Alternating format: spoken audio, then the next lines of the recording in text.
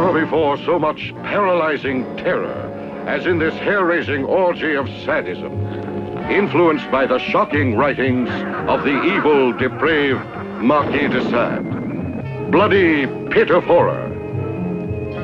Starring Mickey Hargitay as the Crimson Executioner.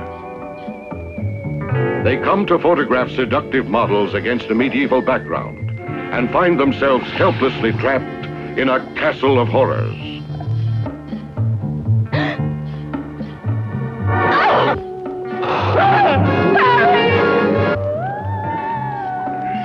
Susie! What?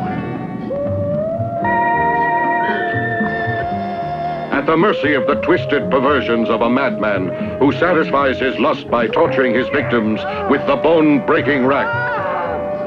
The razor-sharp swords.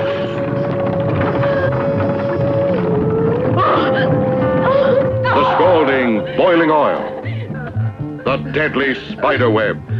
These and other fiendish torments make Bloody Pit of Horror one of the most terrifying films ever made.